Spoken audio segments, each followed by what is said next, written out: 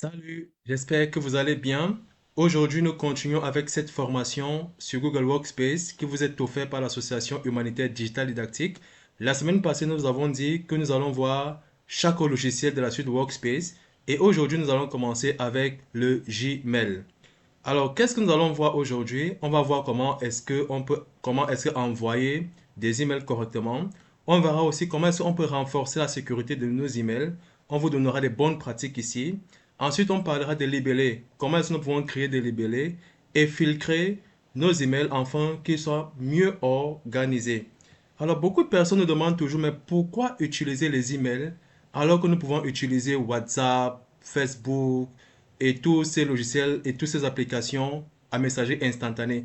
Alors ici, la première des choses, c'est que vous devez savoir, c'est que lorsque vous communiquez professionnellement, c'est-à-dire en milieu du travail, vous devez utiliser les emails. Cela vous permet une traçabilité et archivage de vos conversations.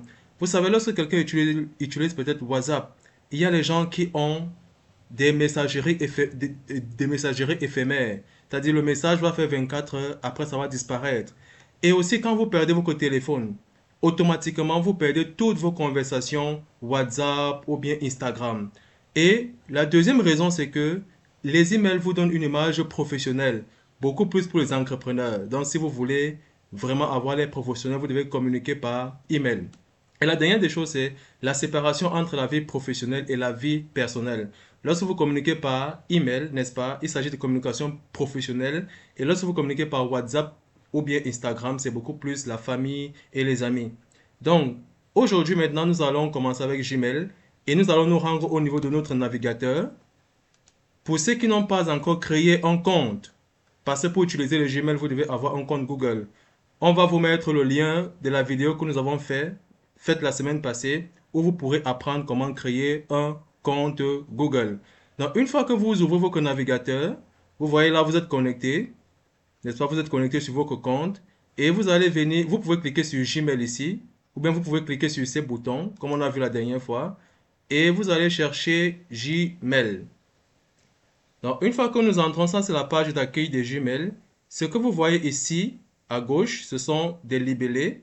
On appelle ça des libellés. Vous avez la nouveau mail. Si vous voulez envoyer un nouveau mail, vous avez là la boîte de réception. Ça, c'est votre boîte de réception.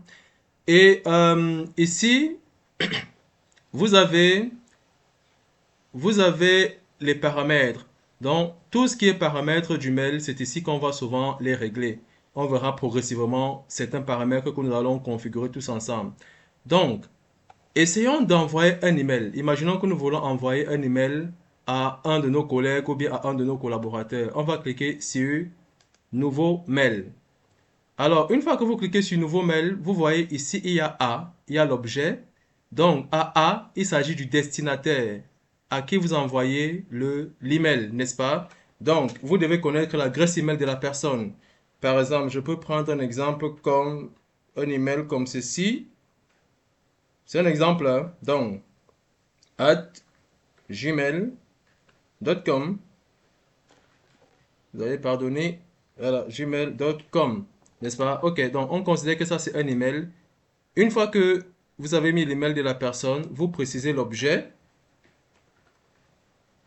L'objet, vous pouvez peut-être mettre rapport financier. Donc l'objet ici, c'est un résumé, n'est-ce pas? En bref, de quoi il est question dans le mail.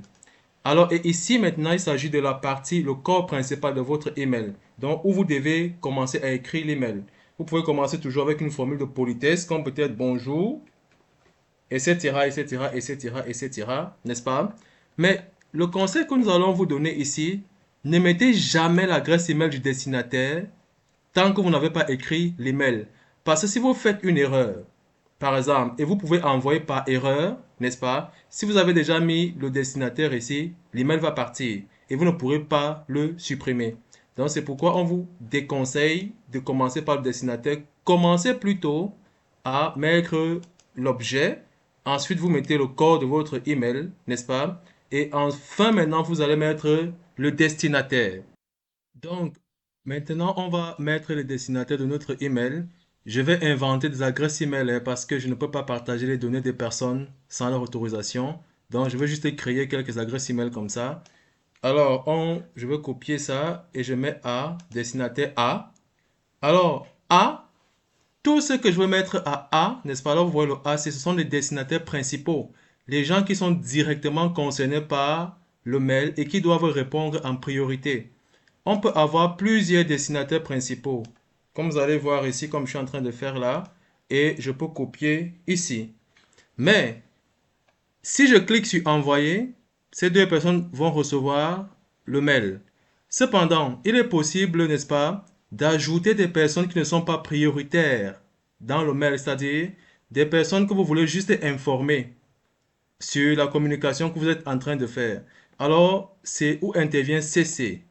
CC ici, ça veut dire copie carbone.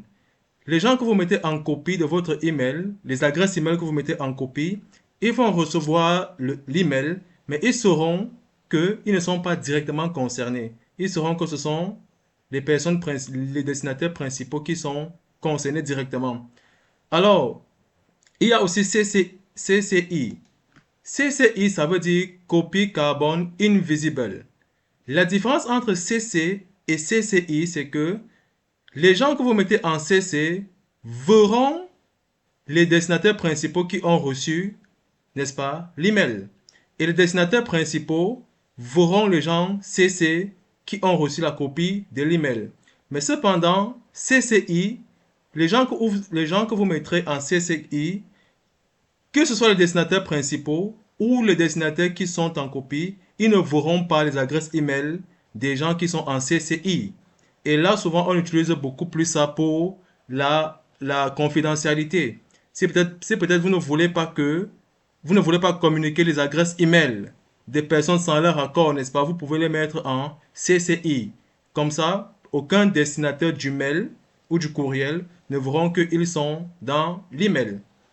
Donc, on peut mettre quelqu'un en CC si vous voulez. Je peux créer quelque chose rapidement là. carole@gmail.com. Voilà. Donc, comme je l'ai dit, la différence ici là, c'est que Carole, n'est-ce pas, verra les destinataires principaux et les destinataires principaux verront que Carole a reçu. Mais si je mets quelqu'un en CCI, n'est-ce pas, ils ne verront pas l'adresse email des personnes qui sont en CCI. Bien, maintenant, il peut arriver que vous devez mettre une pièce jointe dans votre document. Ce qu'on appelle une pièce jointe, ça peut être une photo que vous voulez envoyer, ça peut être un document Word, ça peut être un PowerPoint, ça peut être une feuille de calcul Excel par exemple, ou bien n'importe quel document. Vous venez sur ici, là vous voyez cette épingle ici, vous cliquez, et là vous allez sélectionner votre fichier. Donc là vous l'avez gardé, vous pouvez prendre n'importe quel fichier. Je vais essayer d'insérer un fichier au hasard. OK, je le sélectionne et puis je clique sur ouvrir. Automatiquement, vous voyez que ici, n'est-ce pas, ma pièce jointe a été ajoutée. Donc, il est aussi possible de faire les mises en forme de votre message, de votre courriel. Vous pouvez sélectionner comme ça votre courriel. Vous venez sur A. Si vous cliquez sur A, vous pouvez changer la forme de la police. Vous voyez comment ça change automatiquement. Vous pouvez mettre en gras si vous voulez, ou bien je vais prendre une autre police, peut-être Garamond. Vous pouvez changer la taille. Je peux mettre grande. C'est très important lorsque vous envoyez peut-être des mails à des personnes qui ont des problèmes des yeux, il est préférable que ce soit grand. Vous pouvez mettre en italique. Et tout ce que vous voulez, vous pouvez souligner. Bref, donc vous pouvez faire toutes les mises en forme comme vous voulez de votre message. Donc, maintenant, on va passer à la sécurité. J'ai agrandi, hein, j'ai pas grandi comme ça. Et la sécurité maintenant, en envoyant l'email, n'est-ce pas, vous pouvez déterminer certaines mesures de sécurité. Et pour le faire, vous cliquez sur ce petit cadenas. Vous voyez? Alors ici, définir un délai d'expiration. Vous pouvez décider que ça va expirer dans un jour, une semaine, un mois, 3 mois. Ça, c'est très important lorsque les données que vous envoyez sont des données sensibles. Vous pouvez décider qu'après un jour, ça va se supprimer seul, automatiquement, ou bien après une semaine. Moi, je peux mettre une semaine, dans le cas où c'est sensible, bien sûr. Et puis, je peux aussi décider que les gens qui vont recevoir ces mails auront besoin de recevoir un code secret et ensuite pour pouvoir ouvrir le mail en question. Donc, je clique sur code secret par exemple, enregistrer. Donc, Alors maintenant, si je clique ici, n'est-ce pas, automatiquement le mail sera envoyé. Regardez ce qui va se passer. Là, je clique. Ça va me demander les contacts, n'est-ce pas, de chaque personne que j'ai mis dans mon mail, en vue de pouvoir définir, afin qu'ils puissent recevoir un code secret qui va leur permettre d'ouvrir le mail. Et sans ce code secret, personne ne pourra ouvrir le mail en question. Alors, maintenant, si il arrive par malheur que vous finissez d'écrire votre mail et que vous le fermez par accident sans l'envoyer, automatiquement il sera dans brouillon, n'est-ce pas? Donc si je reviens dans brouillon, vous allez voir que je veux retrouver mon mail. Je peux cliquer 2 fois et je peux l'ouvrir. Donc si vous n'arrivez pas à envoyer votre email, que vous faites une mauvaise manipulation, automatiquement le Gmail l'envoie dans brouillon afin que vous puissiez le retrouver plus tard.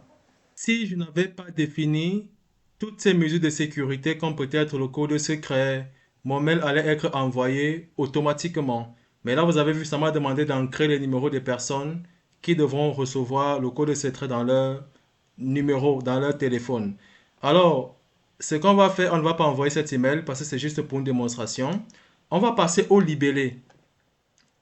Le libellé, les libellés, c'est un peu comme les dossiers. Les différents dossiers qui peuvent vous permettre de classer, n'est-ce pas, vos emails selon qui les a envoyés, par exemple. Alors, ici, on peut, pour créer de nouveaux libellés, si vous voulez créer de nouveaux libellés ici, sur plus, ou bien, vous pouvez venir sur paramètres. Vous pouvez même faire ça, même ceux qui ont les téléphones Android, tous ceux qui ont les téléphones les smartphones, iPhone, vous pouvez le faire. Vous n'avez pas besoin d'un ordinateur forcément. Donc, et vous mettez ici sur voir tous les paramètres. Vous venez dans libellé, n'est-ce pas? Et vous descendez jusqu'à la fin, vous mettez nouveau libellé. Vous pouvez mettre le nom de votre entreprise. Moi, je peux mettre digital didactique, par exemple. Digital didactique. Alors, vous savez que dans une entreprise, on a beaucoup de départements. Ici, vous voyez, ça vous propose d'imbriquer. Pour le moment, je vais vous expliquer ce que ça veut dire, mais n'imbriquez pas, mettez juste oui, créer plutôt. Lorsque vous mettez créer, si vous allez voir, il y a un nouveau libellé qui s'est affiché qui est digital didactique. Alors, je peux changer la couleur de mon libellé en cliquant sur les trois points. Je viens sur couleur du libellé, vous pouvez choisir n'importe quelle couleur. Et là, mon libellé a déjà une couleur. Alors maintenant, imbriquer, on peut maintenant créer les différents départements de l'entreprise, n'est-ce pas? Peut-être il y a département finance, département communication. Donc on va revenir sur libellé, on va sur nouveau libellé, on met peut-être DEPCOM. On vient dans imbriquer, c'est pour dire peut-être que, ok, ce département-ci, je veux que tu le classes au niveau de tel libellé principal. Donc, il est contenu dans le libellé principal qui est digital didactique. Alors, je vais cliquer digital didactique et je mets sur créer. Automatiquement, vous avez vu ici, j'ai un nouveau département qui est DEPCOM. Et je peux créer un autre libellé qui appartient à digital didactique. Donc, je peux faire nouveau.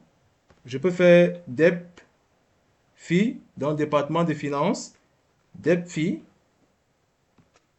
Je peux même écrire tout. DEPFI. Et je clique sur imbriquer. Et je choisis digital didactique. Vous avez vu? Alors, donc, vous pouvez aussi changer les couleurs des sous-libellés. Alors, pour faire la différence avec les autres, on peut mettre peut-être cette couleur. Et celle-ci, on peut mettre une autre couleur, celle que vous voulez. Voilà. Une fois que vous avez fini de créer vos sous-libellés, maintenant, la dernière chose qui vous reste à faire, c'est de créer des filtres. Les filtres, ça veut dire quoi? Ça veut dire que si vous avez peut-être l'adresse email du département de communication, vous pouvez dire à votre email, à votre Gmail, que si cette adresse m'envoie des courriels, je veux que tu le classes dans ce libellé. Alors pour créer des filtres, qu'est-ce qu'on fait? On vient dans paramètres et on vient dans voir tous les paramètres et vous cliquez dans filtre et adresse bloquée. Et vous venez d'en créer un nouveau filtre. Quand vous voyez 2, ici c'est où vous précisez l'adresse email de la personne que vous voulez orienter vers un certain libellé.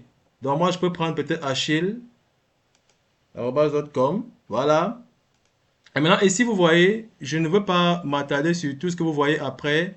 Tout ce que je veux seulement vous dire, c'est vous pouvez aussi choisir de dire si ça doit contenir une pièce jointe. Donc si je clique sur pièce jointe, Et c'est mieux de cliquer sur pièce jointe parce que là, si la personne envoie une pièce jointe, automatiquement, vous allez recevoir. Donc, et puis, à la fin, vous mettez sur créer, un filtre. Et ensuite, ici, maintenant, vous allez venir à appliquer le libellé. C'est-à-dire, si cette personne vous envoie un email, un courriel, vous allez appliquer à quel libellé? On va peut-être prendre département de communication. Et après, on fait créer. C'est tout. Donc, ce qu'on a fait maintenant, on a dit que si le département de communication, si l'adresse email Boris Achille nous envoie un email, n'est-ce pas? On doit le classer au niveau de DEPCOM. Et automatiquement, cela vous permet, n'est-ce pas, d'être plus organisé. Ça vous permet de suivre facilement vos différentes conversations. Et oui, oui, comme vous l'aurez constaté, les libellés et les filtres nous permettent d'être organisés et, n'est-ce pas, de suivre facilement nos correspondances avec nos partenaires, avec nos membres de l'équipe, avec même aussi notre famille. Vous pouvez créer plusieurs types de libellés. Vous pouvez créer un libellé famille où vous mettez tous les membres de votre famille. Donc, vraiment, c'est important de pouvoir utiliser ces fonctionnalités que nous vous donnons. Et on vous dit à la prochaine, n'est-ce pas, le jeudi pour d'autres fonctionnalités de Gmail. Le défi que nous vous donnons aujourd'hui à la fin de cette vidéo, essayez, n'est-ce pas, d'envoyer un email à un membre de votre famille, à votre ami, et, n'est-ce pas, définissez un code secret qu'il devra entrer avant de pouvoir ouvrir le mail. À la prochaine. Merci.